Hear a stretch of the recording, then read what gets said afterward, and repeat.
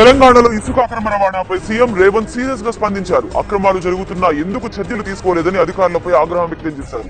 రాష్ట్ర వ్యాప్తంగా ఇసుక విక్రయాలపై తనిఖీలు చేయాలని విజిలెన్స్ ఏసీబీని ఆదేశించారు. రాష్ట్రంలో ఇసుక విక్రయాలపై కొత్త పాలసీని రెడీ చేయాలన్నారు.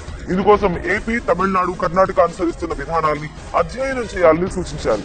నిబంధనలకు వ్యతిరేకంగా జరుగుతున్న ఇసుక అక్రమ రవాణాకు చెక్ పెట్టాలని అధికారులను ఆదేశించారు. సీఎం రేవంత్ రెడ్డితో బీఆర్ఎస్ నేతలు భేటీ అయ్యారు. మాజీ మంత్రి పట్నం మహేందర్ రెడ్డి, వికారాబాద్ జెడ్పీ చైర్మన్ సునీత హైదరాబాద్ లో సీఎం నివాసానికి వెళ్లి రేవంత్ రెడ్డిని కలిశారు. మర్యాదపూర్వకంగా సీఎంతో భేటీ అయినట్లు చెబుతున్నా త్వరలోనే వారు కాంగ్రెస్ కండువా కప్పుకుంటారని తెలుస్తోంది. ఇప్పటికే 5 బీఆర్ఎస్ ఎమ్మెల్యేలు సీఎం రేవంత్ ను కలిశారు. ఈ పరిణామాలు చూస్తుంటే త్వరలో బీఆర్ఎస్ కు భారీ షాక్ తప్పదంటున్నారు రాజకీయ విశ్లేషకులు. తెలంగాణలో కొడంగల్, నారాయణపేట ఎత్తిపోతల పథకానికి భారీగా నిధులు మంజూరు చేసింది ప్రభుత్వం. 1,00,000 ఎకరాలకు సాగునీరు అందించడమే లక్ష్యంగా లిఫ్ట్ ఇరిగేషన్ ప్రాజెక్ట్ కోసం 2,945 కోట్ల రూపాయలు మంజూరు చేస్తూ ఉత్తర్వులు జారీ చేసింది. ఈ ప్రాజెక్ట్ ద్వారా కొడంగల్, మక్తల్, నారాయణపేట నియోజకవర్గాల పరిధిలో రైతులకు సాగునీటి తిప్పలు తొలగనున్నాయి. ప్రాజెక్టుకు భారీగా నిధులు కేటాయించిన సీఎం రేవంత్ రెడ్డికి ఆయకట్టు రైతులు కృతజ్ఞతలు తెలిపారు. ఎస్సీ వర్గీకరణపై సుప్రీంలో వాదనలు జరుగుతున్న వేళ తెలంగాణ తరపున ప్రత్యేక న్యాయవాదిని ఏర్పాటు చేసిన సీఎం రేవంత్ రెడ్డికి బాధితులు ధన్యవాదాలు తెలిపారు. సీఎం రేవంత్ పై హర్షం ప్రకటిస్తూ ఉస్మానియా యూనివర్సిటీ ఆర్ట్స్ కళాశాల దగ్గర క్షీరాభిషేకం చేశారు విద్యార్థి సంఘం నేతలు. 3 దశాబ్దాల ఆకాంక్ష అయిన ఎస్సీ వర్గీకరణ కోసం కాంగ్రెస్ ముందుకు రావడం అభినందనీయమన్నారు విద్యార్థి నేత నరసింహ.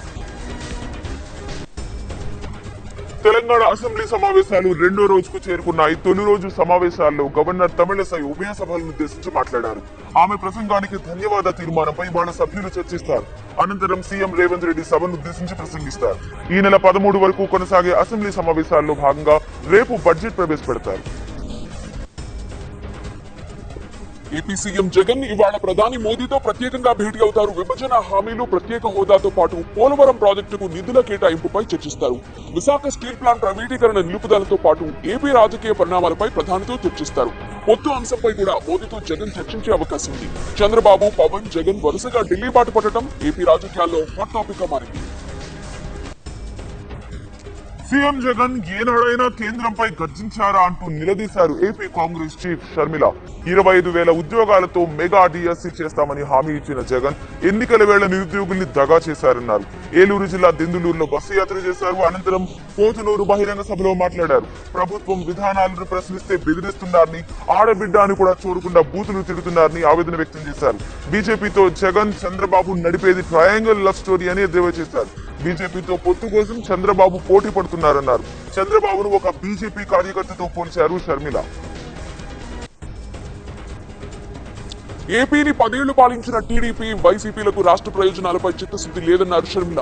15 ఏళ్లు హోదా కావాలని చెప్పిన చంద్రబాబు 25 మంది ఎంపీలను గెలిపిస్తే హోదా ఎందుకు రాదో చూపిస్తామని చెప్పిన జగనన్న రాష్ట్రానికి చేసింది ఏంటని ప్రశ్నించారు. అధికారంలో ఉండి ఏ రోజైనా ప్రత్యేక హోదా కోసం ఉద్యమం చేశారా అని నిలదీశారు. బీజేపీ మెప్పు కోసం జగన్, చంద్రబాబు తిప్పలు పడుతున్నారని ఆరోపించారు. ప్రత్యేక హోదా, రైల్వే జోన్ ఇవ్వకుండా మోసం చేసిన బీజేపీతో వెళ్లేందుకు సిగ్గుండాలి అంటూ ఘాటుగా విమర్శించారు షర్మిల. ఏపీ ప్రజల కోసమే ఆంధ్రాలో అడుగుపెట్టారని, రాష్ట్ర హక్కులు సాధించే వరకు పోరాటం ఆపేది లేదన్నారు. నెల్లూరు జిల్లా రామాయపట్నం పోర్టు కార్యాలయానికి ఎమ్మెల్యే తాళం వేశారు. కర్లపాలెం గ్రామస్తులకు ఇప్పటి వరకు నిర్వాసిత ప్యాకేజ్ ఇవ్వకపోవడంపై ఆగ్రహం వ్యక్తం చేశారు. పరిహారం ఇవ్వకుండానే పనులు ప్రారంభం కావడంతో ఆగ్రహించిన నిర్వాసితులు ఆందోళనకు దిగారు. నిర్వాసితుల ఆందోళనకు మద్దతుగా నిలిచారు ఎమ్మెల్యే మహీధర్ రెడ్డి. పోర్టు కార్యాలయానికి తాళం వేసి వెంటనే పరిహారం అందజేయాలని డిమాండ్ చేశారు. బడుగు బలహీన వర్గాల ఆశాజ్యోతి ఎన్టీ రామారావుకు భారతరత్న ఇవ్వాలని డిమాండ్ చేశారు తెలంగాణ టీడీపీ నేతలు. సికింద్రాబాద్ లోక్సభ నియోజకవర్గ ఇన్ఛార్జ్ పిన్నమనేని సాయిబాబా ఆధ్వర్యంలో ఇందిరా పార్క్ ధర్నా చౌక్ లో మౌన దీక్ష చేశారు. గతంలో ఎన్టీఆర్ కు భారతరత్న ఇవ్వాలని రాష్ట్ర కేబినెట్ కేంద్రానికి సిఫారసు చేసినా పట్టించుకోలేదన్నారు. దక్షిణ భారత రాష్ట్రాల అగ్రనేతలపై కేంద్రం వివక్ష చూపిస్తోందని ఆవేదన చెందారు. తెలుగు ప్రముఖుల పట్ల వివక్ష వైఖరి వీడాలని కోరారు. మే 28న ఎన్టీఆర్ జయంతి నాటికి భారతరత్న ప్రకటించాలని డిమాండ్ చేశారు. రానున్న ఎన్నికల్లో మాదిగలకు 15 అసెంబ్లీ, 2 పార్లమెంట్ స్థానాలు కేటాయించాలని డిమాండ్ చేశారు. ఏపీ ఎంఆర్పీఎస్ అధ్యక్షుడు దాసరి సువర్ణరాజు ఏపీ ఎంఆర్పీఎస్ ఆధ్వర్యంలో కడప స్కౌట్ హాల్లో మాదిగల రాజకీయ సమన్వయ మహాసభ నిర్వహించారు. ఈ మహాసభకు 13 జిల్లాల నుంచి మాదిగ ప్రతినిధులు హాజరయ్యారు. జనాభా దామాషా ప్రకారం మాదిగలకు రాజకీయ ప్రాధాన్యం ఇవ్వాలని డిమాండ్ చేశారు. తమకు సీట్లు వచ్చిన వారికి మద్దతు ప్రకటిస్తామని తేల్చి చెప్పారు. బద్వేల్ నియోజకవర్గంలో మాదిగ అభ్యర్థిని బరిలోకి దించాలని వైసీపీ టీడీపీ కోరారు. గుంటూరు జిల్లా తుళ్లూరులో పర్యటించారు టీడీపీ అధినేత చంద్రబాబు సతీమణి భువనేశ్వరి. నిజం గెలవాలి కార్యక్రమంలో భాగంగా టిక్కో ఇంట్లో నివాసం ఉంటున్న సాంబశివరావు కుటుంబాన్ని పరామర్శించారు. ఈ మధ్య టీవీ చూస్తూ గుండెపోటుతో చనిపోయారు సాంబశివరావు. మృతుడి భార్యను ఓదార్చిన భువనేశ్వరి 3 లక్షల రూపాయల నగదు సాయం చేశారు. సాంబశివరావు కుటుంబానికి టీడీపీ అండగా ఉంటుందని భరోసా ఇచ్చారు. వైసీపీ గెలుపు కోసం కాళ్లరిగేలా తిరిగానన్నారు ఏపీ ప్రభుత్వ విప్ జంగా కృష్ణమూర్తి. అలాంటి తనను కొందరు సొంత వ్యక్తులే అవమానిస్తున్నారని ఆవేదన వ్యక్తం చేశారు. 4 ఏళ్లుగా ప్రభుత్వ కార్యక్రమాలకు కూడా పిలవడం లేదన్నారు. పల్నాడు జిల్లా పిడుగురాళ్లలో ఏర్పాటు చేసిన ఆత్మీయ సమావేశంలో మాట్లాడారు. గురజాల్లో బీసీలపై దాడులు దుర్మార్గమన్నారు జంగా. దాడుల విషయాన్ని వైసీపీ పెద్దల దృష్టికి తీసుకువెళ్లిన ప్రయోజనం లేకుండా పోయిందని ఆవేదన వ్యక్తం చేశారు. తాను టీడీపీలో చేరుతానని తప్పుడు ప్రచారం చేయడం సరికాదన్నారు. ఈ నెల 11, 12న 2 రోజుల పాటు ఖమ్మంలో టీపీటీఎఫ్ రాష్ట్ర స్థాయి విద్యా వైజ్ఞానిక మహాసభలు నిర్వహిస్తామన్నారు ఆ సంఘం ప్రధాన కార్యదర్శి నాగిరెడ్డి. వైజ్ఞానిక మహాసభలను విజయవంతం చేయాలని కోరుతూ ఖమ్మంలో భారీ బైక్ ర్యాలీ చేశారు. ఈ ర్యాలీ నయాబజార్ సెంటర్ నుండి శ్రీ సర్కిల్ టు గాంధీ చౌక్ మీదుగా సాగింది. ర్యాలీకి జిల్లా అధ్యక్ష ప్రధాన కార్యదర్శులు విజయ నాగేశ్వరరావుతో పాటు 100 మంది ఉపాధ్యాయులు హాజరయ్యారు. తెలంగాణ కుంభమేళా మేడారం మహాజాతరకు సమయం దగ్గర పడుతోంది. జాతర ఏర్పాట్లను ఎప్పటికప్పుడు పర్యవేక్షిస్తున్నారు మంత్రి సీతక్క. అర్ధరాత్రి వరకు ఎస్పీ కలెక్టర్లతో కలిసి మేడారం జాతర పనుల పురోగతిని సమీక్షించారు.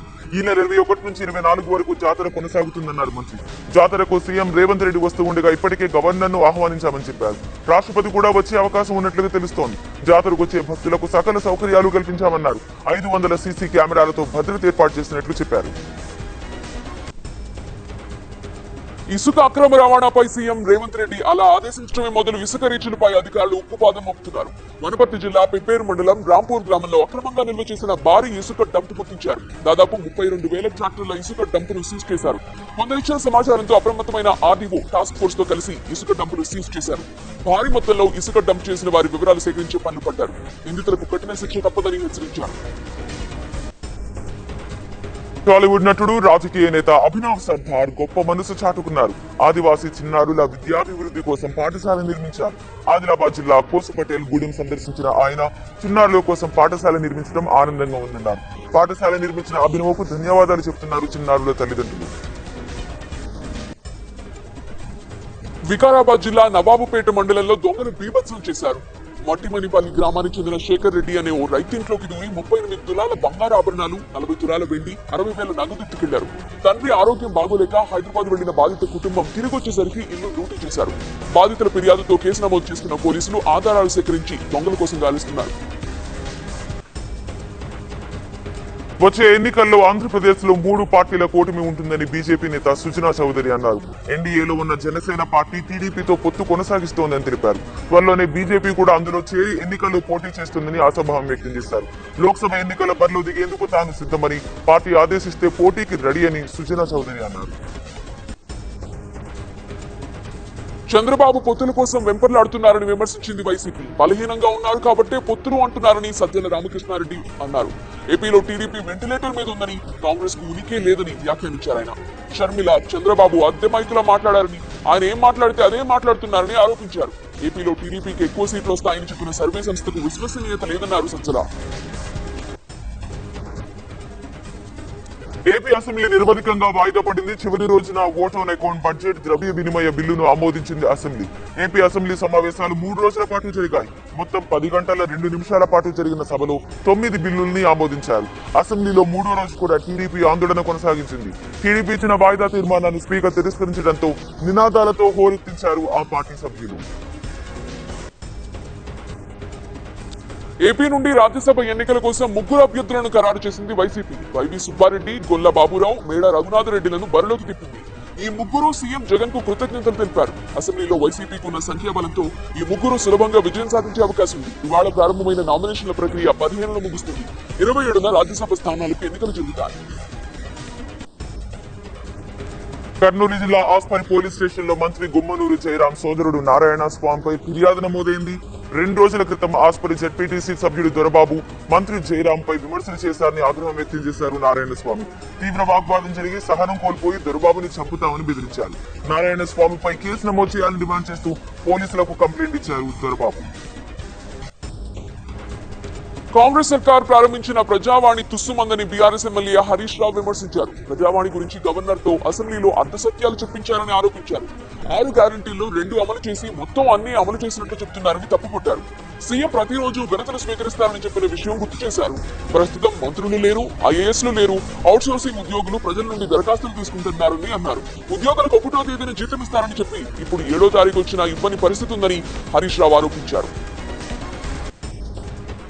గత ప్రభుత్వ పెద్దలు తెలంగాణ తల్లి విగ్రహాన్ని వాళ్ల సామాజిక వర్గానికి సంబంధించినట్లుగా పెట్టారని మంత్రి కొండా సురేఖ విమర్శించారు.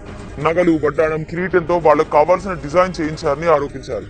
అసెంబ్లీ ప్రాంగణంలో ఆమె టీవీనంటూ ప్రత్యేకంగా మాట్లాడారు. కవులు, కళాకారులతో చర్చించి తెలంగాణ తల్లి విగ్రహంలో మార్పులపై నిర్ణయం తీసుకుంటామని కొండా సురేఖ వెల్లడించారు.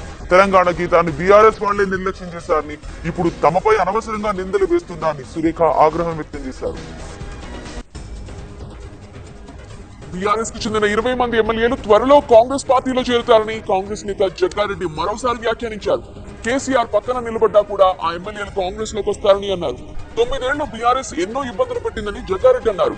పోలీసులను అడ్డం పెట్టుకుని గుణపంతో తమను పొడిచారని, కనీసం తాము సూదితో అయినా పొడవకూడదా అని జగ్గారెడ్డి ప్రశ్నించారు.